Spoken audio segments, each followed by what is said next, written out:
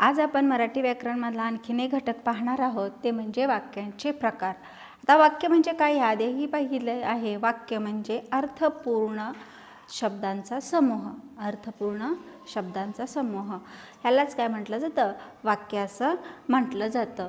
वाक्यामध्ये भरपूर शब्द असतात आणि त्यांना मात्र एक संघ असा अर्थ असतो.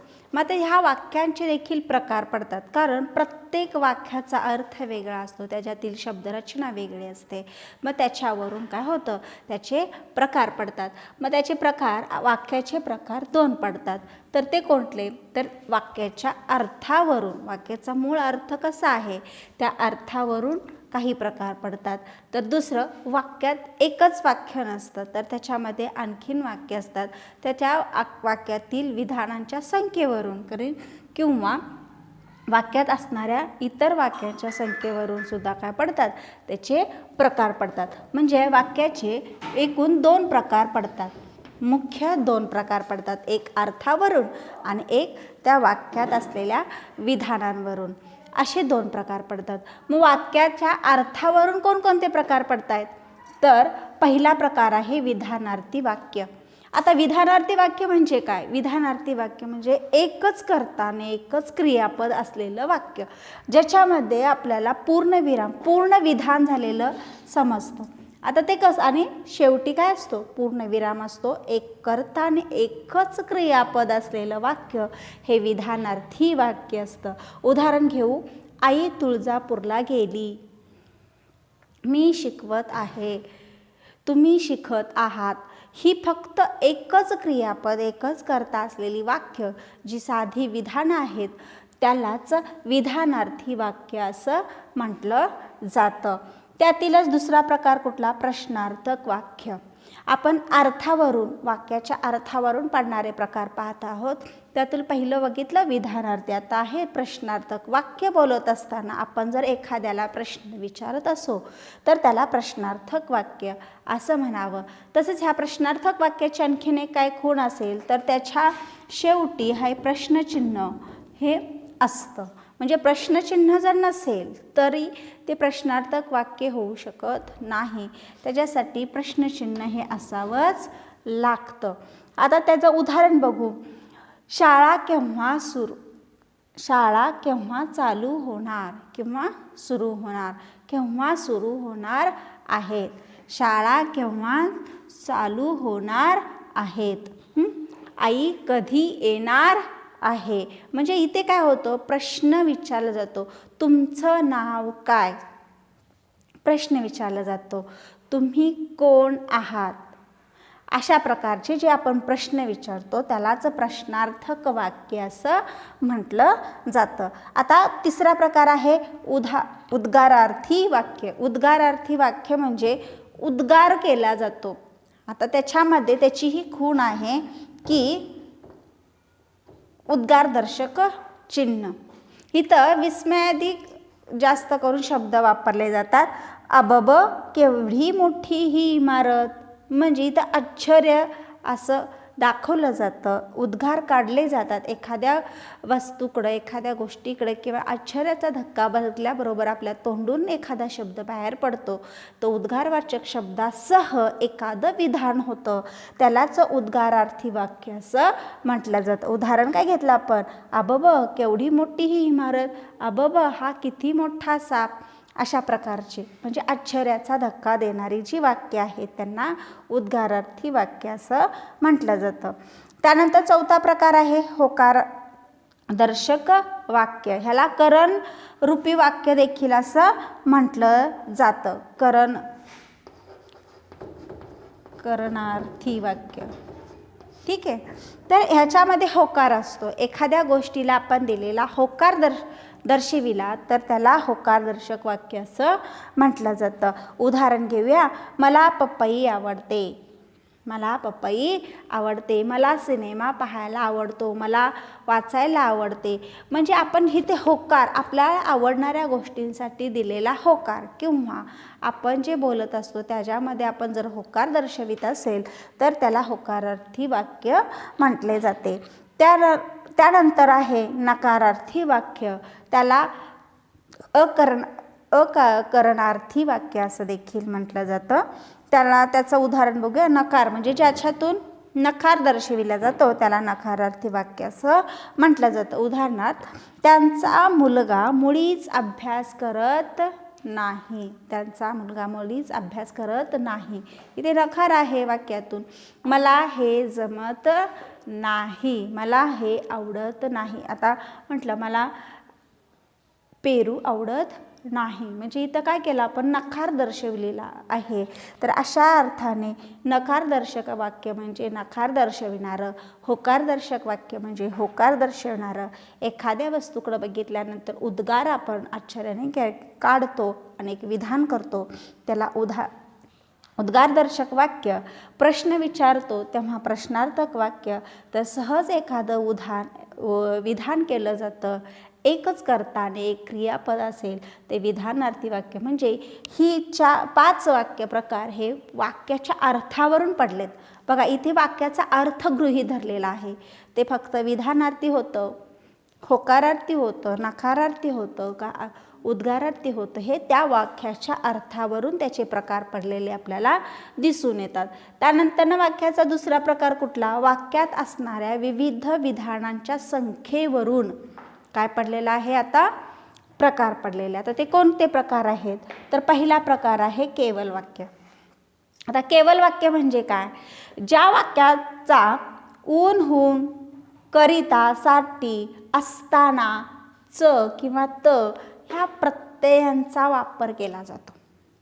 खूप 2 विधानं असतात किंवा 1-2 वाक्य एकत्रित असतात, तेव्हा त्या 2 वाक्यांना एकत्रित करत असताना तेथे असलेल्या इथे 2 क्रियापदं असतील तर शेवटचं क्रियापद हे मुख्य ठरवलं जातं आणि पहिल्या क्रियापदाला ऊन, हून, करिता, साठी, असताना किंवा च किंवा त हे प्रत्यय लावून ती 2 वाक्य काय केली जातात, जोडली जातात. ह्यालाच केवल वाक्य असं म्हटलं जातं. आपण उदाहरण बघूया त्याचं.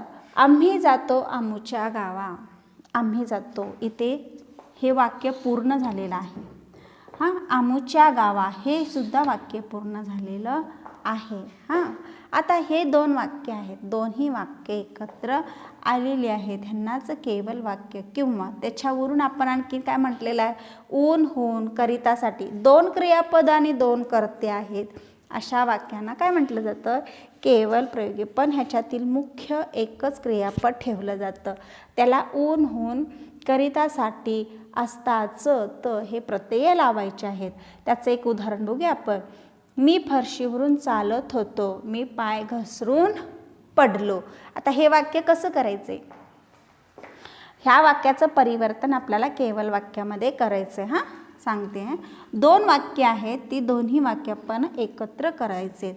मी फरशीवरून चालत होतो, आता मी पाय घसरून पडलो. ह्याच्यामध्ये 2 वाक्य आहेत, एक मुख्य वाक्य आहे आणि दुसरं गौण वाक्य. ह्याच्यातील काय करायचे, ऊन, हून, होतो एकच क्रियापद, जे शेवटचं क्रियापद आहे तेच अंतिम क्रियापद राहील.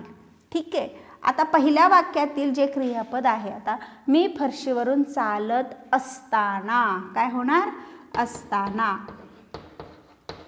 मी फरशीवरून चालत असताना मी पाय घसरून पडलो.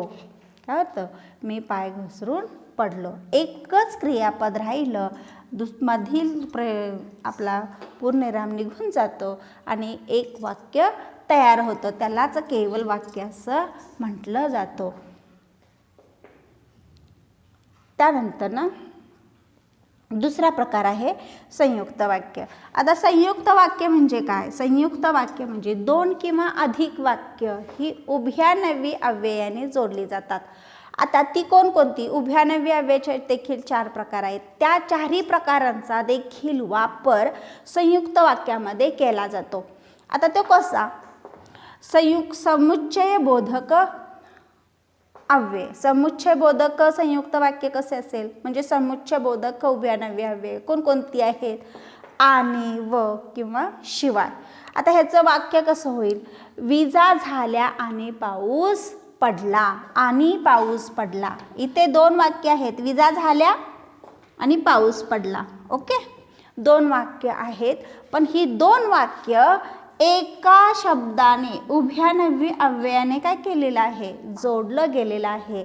आणि व शिवाय असं समुच्चय बोधक उभ्यानव्य अव्ययाने जोडलं गेलं असेल तर समुच्चय बोधक संयुक्त वाक्य असं ते म्हटलं जातं. त्यानंतर विकल्प बोधक. आता विकल्प आहे, विकल्प म्हणजे पर्याय आहे, अथवा किंवा परंतु असे किंवा अथवा की असे जे आहेत त्याला विकल्प बोधक असं म्हटलं जातं.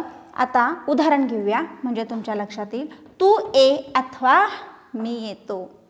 तू ये अथवा मी येतो म्हणजे आपण काय केलेलं आहे, तिथे पर्याय विकल्प घेतलेला आहे म्हणून त्याला विकल्प संयुक्त बोधक अव्यय. ह्या प्रत्येक वाक्यांमध्ये उभ्यानव्य अव्ययानेच 2 वाक्य काय केलेली असतात, जोडली गेलेली असतात. केवळ वाक्य देखील जोडलं गेलेलं असतं, पण ह्यामध्ये ऊन होऊन करितासाठी असताना च किंवा त ह्या शब्दांचा वापर केला जातो आणि संयुक्त वाक्यामध्ये उभ्यानव्य अव्ययांचा वापर केला जातो. त्यातील आणखीन एक संयुक्त वाक्यामध्ये न्यूनत्व बोधक संयुक्त वाक्य. आता न्यूनत्व बोधक म्हणजे काय, पण परंतु की किंवा तिथे कमीपणा दाखवण्याचा प्रयत्न केला जातो. 2 वाक्य जोडत असताना त्याचा परिणाम कमीपणा दाखवण्याचा केला जातो, त्याला न्यूनत्व बोधक संयुक्त वाक्य असं म्हटलं जातं. त्याचा एक उदाहरण घेऊया. त्याने चांगला अभ्यास केला पण. त्याने चांगला अभ्यास केला पण तो नापास झाला. आता अभ्यास केलेला आहे पण कमीपणा कशातून आला, नापास झाल्यामुळे. इथे विरोधाभास देखील एक एकदा होतो, त्यालाच न्यूनत्व बोधक संयुक्त वाक्य असं म्हटलं जातं. आता परिणाम बोधक वाक्य म्हणजे म्हणून सबब असे दाखवणं. एखाद्या वाक्याचा दुसऱ्यावरती झालेला परिणाम ह्याच्यामध्ये दर्शविले जातो, त्यालाच काय म्हणायचं, परिणाम बोधक संयुक्त वाक्य. ते कसं असणार आहे, म्हणून किंवा म्हणून किंवा सबब ह्या शब्दांनी उभ्यानव्य अव्ययाने जोडले गेलेले असतात. उदाहरण पाहू. मी आजारी होतो म्हणून. मी आजारी होतो म्हणून मी आले नाही. मी आजारी होते म्हणून मी आले नाही. आता हे म्हणून ह्या उभ्यानव्य अव्ययाने काय केलं, शब्दाने हे वाक्य जोडलं गेलेलं. म्हणजे संयुक्त वाक्य ही उभ्यानव्य अव्ययाने जोडली गेलेली आहेत. ते उभ्यानव्य अव्यय कोणते आहे ह्याच्यावरून संयुक्त वाक्याचा प्रकार ओळखावा. एक तर समुच्चय बोधक असेल आणि की व शिवाय असे समुच्चय बोधक. विकल्प बोधक अथवा किंवा, न्यूनत्व बोधक पण परंतु आणि परिणाम बोधक म्हणजे म्हणून सबब सांगणारे शब्द. अशा शब्दाने जर ते दोन्ही वाक्य जर जोडली गेली असतील तर त्याला संयुक्त वाक्य म्हणावं. त्यानंतरचा तिसरा प्रकार येतो मिश्र वाक्य. आता मिश्र वाक्यामध्ये 2 वाक्य असतात. आता ह्या वाक्यांमध्ये एक मात्र प्रधान वाक्य असतं आणि दुसरं मात्र गौण वाक्य असतं. आता ह्यामध्ये जे गौण वाक्य असतं आणि प्रधान वाक्य ह्यांना देखील जोडत असताना उभ्यानव्य अव्ययांचा काय केला जातो, उपयोग केला जातो. आता त्याच्यावरून मिश्र वाक्याचे देखील काही प्रकार पडतात. त्याच्यातील स्वरूपबोधक मिश्र वाक्य. आता स्वरूपबोधक कसं करायचं, त्याच्यातील स्वरूप दर्शविला जातो. स्वरूपाचं दर्शन होतं. की, म्हणून, म्हणजे असे जे शब्द असतात, की, म्हणून, म्हणजे ह्या शब्दांनी जर ती जोडली गेली असतील तर ते मिश्र वाक्य होणार. ह्याच्यामध्ये मात्र 2 वाक्य आहेत, जी प्रधान आणि गौण एकावरती एक अवलंबून असणारं वाक्य हे मिश्र वाक्यामध्ये आपल्याला लक्षात येतं. त्याच्यात पहिलं स्वरूपबोधक की किंवा म्हणून किंवा म्हणजे. आता गुरुजी म्हणाले की, हे प्रधान वाक्य आहे. गुरुजी म्हणाले की एकी हेच बळ. एकी हेच बळ. गुरुजींनी म्हणालेलं वाक्य हे पुढील वाक्य आहे. ओके, म्हणजेच पुढील वाक्य हे आधीच्या वाक्यावरती अवलंबून आहे. म्हणाले की इथे प्रधान पुढचं वाक्य हे गौण आहे, म्हणजे प्रधान वाक्य आणि गौण वाक्यांना जोडणारा उभयान्वयी असेल तरच ते मिश्र वाक्य होतं. त्याला आपण स्वरूपबोधक वाक्य असं देखील म्हणतो. त्यातील दुसरा प्रकार आहे कारणबोधक. आता आपल्याला कारणबोधक करत असताना कारण, की, का, की असे शब्द जे जोडलेले असतात त्यामध्ये उदाहरण घेऊया. तो उशिरा आला. तो उशिरा आला कारण की गाडी बंद पडली. कारण की, ते कारण दिलेलं आहे, कारणाचा दर्शन झालेलं आहे, म्हणून कारणबोधक मिश्र वाक्य. त्यानंतर उद्देशबोधक वाक्य. म्हणून, यास्तव, मी म्हणून इकडे येत नाही, अशा प्रकारे. आता संकेतबोधक वाक्य. जर तरने जोडली गेलेली जी वाक्य आहेत ती संकेतबोधक मिश्र वाक्य असतात. जर तरने जोडली गेलेली वाक्य ही मिश्र वाक्य असतात. म्हणजे की किंवा जे ते, जे चकाकते ते सोने नसते. जे ते, जर मी अभ्यास केला तर मी पास होईल.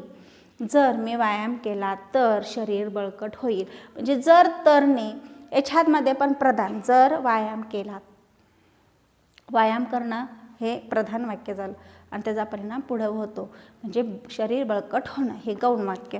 म्हणजे संकेतबोधक जर, तर, जे, ते असे जे शब्द प्रयोग होतात ते मिश्र वाक्यामध्ये केले जातात. अशाला मिश्र वाक्य असं म्हणतात.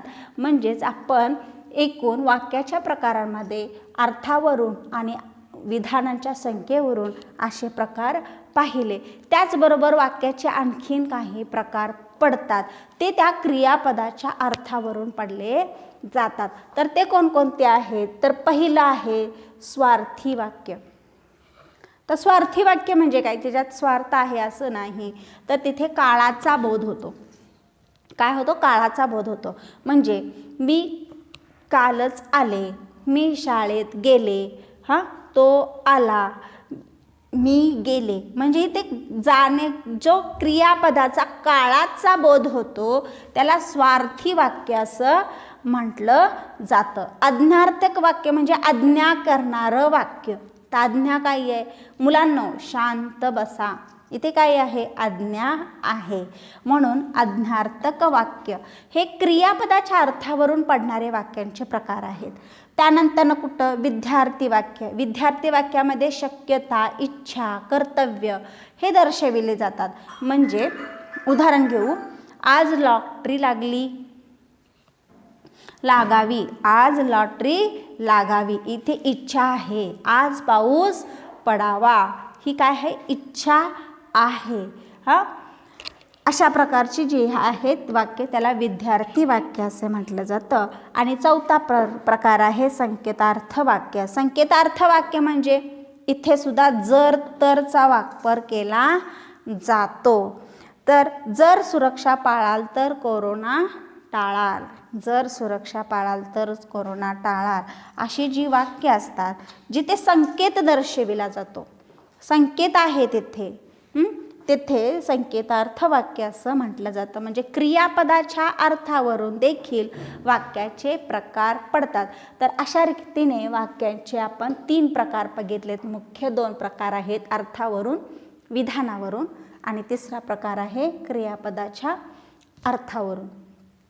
हे आहेत वाक्याच्या अर्थावरून, हे आहेत क्रियापदाच्या अर्थावरून, आणि हे आहेत वाक्याच्या विधानांच्या संख्येवरून पडणारे वाक्याचे प्रकार. आपण आत्ताच बघितले की वाक्यांचे प्रकार. त्यामध्ये आपण मिश्र वाक्य म्हणजे काय हे पाहिलं. मिश्र वाक्यामध्ये आपण 2 वाक्य बघितलेत. एक तर प्रधान वाक्य आणि एक गौण वाक्य. ह्या दोन्हींना जोडणारा उभयान्वयी अव्ययाचा जर असेल तर ते काय आहे? मिश्र वाक्य असं समजलं गेलं. मग आता वाक्यातील, मिश्र वाक्यातील गौण वाक्याचे देखील काही प्रकार पडतात आणि त्यावरून देखील आपल्याला मिश्र वाक्य लगेच ओळखता येतं. मग अशा आपण बघितलं, त्यामध्ये आपण काय केलं की मिश्र वाक्य आणि गौण वाक्य हे प्रधान वाक्य आणि गौण वाक्य हे कसं शोधायचं हे आपण आता लक्षात घेऊया. त्याच्यामध्ये नामवाक्य हा एक प्रकार पडतो. म्हणजे त्याच्यातील जे एक वाक्य, दोन विधान आहेत, त्याच्यातील एक वाक्य हे नामाचं काम करतं, त्याला नामवाक्य असं म्हटलं जातं. जर त्यातील दोन विधानातील एकाला प्रश्न काय हा प्रश्न विचारल्यानंतरनं येणारं उत्तर हे नामाचं कार्य करणारं असतं. बघा मी काय म्हणते, दोन वाक्य आहे, त्यातील एका वाक्याला आपण काय हा प्रश्न विचारल्यानंतरनं येणारं उत्तर हे दुसरं वाक्य असतं. त्याच वाक्यातील येणारं उत्तर हे दुसरं वाक्य असतं आणि ते वाक्य म्हणजेच नामाचं काम करतं. त्याला नाम वाक्य असं म्हटलं जातं. हे गौण वाक्य असतं. हे काय आहे? गौण वाक्य आहे. मिश्र वाक्यातील गौण वाक्य आहे. उदाहरण घेऊ. गुरुजी म्हणाले की एकी हेच बळ आहे. आपण मगाशी बघितलं मिश्र वाक्यामध्ये हे वाक्य, गुरुजी म्हणाले की एकी हेच बळ आहे. आता ह्यामध्ये ह्यातलं नाम कोणतं आहे, नामवाक्य कोणतं आहे हे पाहायचं आहे. आपल्याला काय करायचं आहे? काय हा प्रश्न विचारायचा आहे. आता गुरुजी काय म्हणाले, गुरुजी काय म्हणाले, एकी हेच बळ आहे. काय आहे? एकी हेच बळ आहे. हे वाक्य ह्या वाक्यातील नामाचं काम करतं. पूर्ण विधान असून सुद्धा ते नामाचं काम करत असल्यामुळे एकी हेच बळ हे काय होतं? नाम वाक्य आहे. गुरुजी म्हणाले की काय हा प्रश्न विचारला की आपल्याला नाम मिळतं. त्यानंतर ना प्रश्न असा की त्याच्याजवळ पुरेसे पैसे नाही. उदाहरण आणखी नाही घेऊया. प्रश्न असा की काय, प्रश्न असा की काय, प्रश्न असा की त्याच्याजवळ पुरेसे पैसे नाहीत. हे आपल्याला काय मिळालं?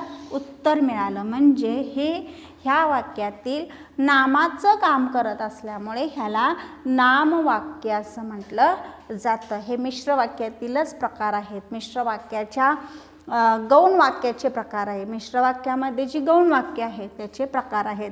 त्यानंतर विशेषण वाक्य. आता विशेषण वाक्य कसं ओळखावं? जे, जो, जी, जे, ज्या, जे हे विशेषण वाक्य असतं. दोन वाक्य आहेत मिश्र वाक्यामध्ये, प्रधान वाक्य आणि गौण वाक्य. त्याच्यातील दोन वाक्यातील जो, जी, जे, ज्या हे जिथे शब्द आहेत त्याला विशेषण वाक्य म्हणावं. त्यानंतर व, ते, ती, त्या, ते, ती, त्या हे जिथे वाक्य शब्द असतील ते त्याचं मुख्य वाक्य असं म्हणावं. आपण बघितलं की आपल्याला काही प्रश्न असे विचारले जाणार की मिश्र वाक्य दिलं जातं आणि त्या मिश्र वाक्यातील विशेषण वाक्य ओळखा असं जर आपल्याला सांगितलं तर आपण एक लक्षात घेऊन ठेवायची, ती कोणती? जो, जी, जे, ज्या हे जिथे शब्द आहेत त्याला काय म्हणायचं आहे? विशेषण वाक्य. आणि ते, ती, त्या हे जिथे असेल ते असणार आहे मुख्य वाक्य. एकतर हे मिश्र वाक्यच असणार आहे, पण त्याच्यातील जर दोन वाक्य वेगवेगळी कोणती? एक प्रधान वाक्य आणि गौण वाक्य. तर गौण वाक्यातील देखील विशेषण वाक्य ओळखायला जर सांगितलं तर जो, जी, जे जिथे असेल ते विशेषण वाक्य. जो आवडतो सर्वांना तो आवडतो देवाला. कारण जो आवडतो सर्वांना हे विशेषण दर्शवितो म्हणून ते विशेषण वाक्य आहे. त्यानंतरचा तिसरा प्रकार कुठला येतो गौण वाक्याचा? तर क्रियाविशेषण वाक्य. आपण क्रियाविशेषण पाहत असताना जे प्रकार बघितले क्रियाविशेषणाचे की रीती, स्थळ, पहिल्यांदा स्थळ, काल, रीती, नंतर कारण आणि उद्देश, संकेत असे जे क्रियाविशेषण अव्ययाचे प्रकार जसे बघितले त्याचप्रमाणे त्याच रीतीने इथे ते वाक्य क्रियाविशेषणाचं काम करतं. मिश्र वाक्य आपण असंच पाहिलं आहे की दोन वाक्य असणार आहेत, एक गौण वाक्य आणि एक प्रधान वाक्य. मग गौण वाक्यामध्ये जर क्रियाविशेषणाचा जर तिथं वाक्य असेल तर ते क्रियाविशेषण वाक्य असतं. आता जर आपण त्या दोन वाक्यातील एका वाक्याला जर कोठे हा प्रश्न विचारला तर येणारं उत्तर हे स्थळ दाखवणार असतं आणि तेच म्हणजे क्रियाविशेषणचं वाक्य असणार आहे. त्यानंतर केव्हा हा प्रश्न विचारला तर येणारं उत्तर हे काय असणार आहे? काल क्रियाविशेषण वाक्य असणार आहे.